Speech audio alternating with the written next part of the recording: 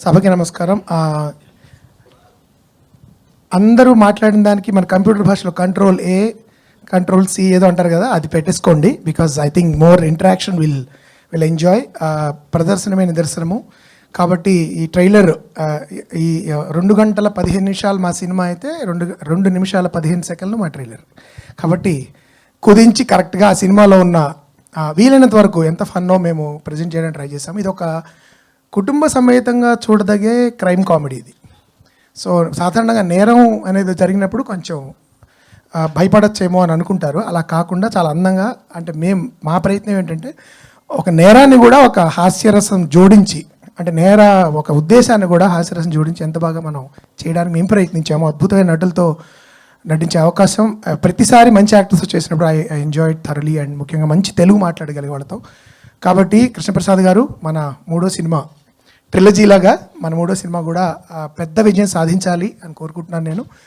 దానికి సంబంధించిన అంటే చాలా ప్రతి దర్శకుడికి అసంతృప్తులు ఉంటాయి సినిమా చేసిన తర్వాత టెక్నికల్గా, కానీ అతి తక్కువ అసంతృప్తులతో, అంటే టెక్నికల్గా అక్కడ కొంచెం అనే తప్ప మ్యాక్సిమం నేను ఎంజాయ్ చేసిన సినిమా సారంగపాణి జాతకం.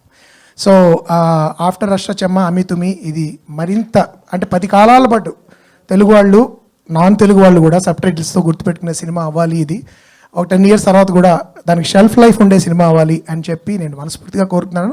ఎందుకంటే నేను ఎక్కువ మాట్లాడను. Thank you so much. Media మిత్రులందరికీ ముఖ్యంగా I have been getting calls from lot of media friends saying they really love the whole vibe of the film. So మీ అందరి సపోర్టు.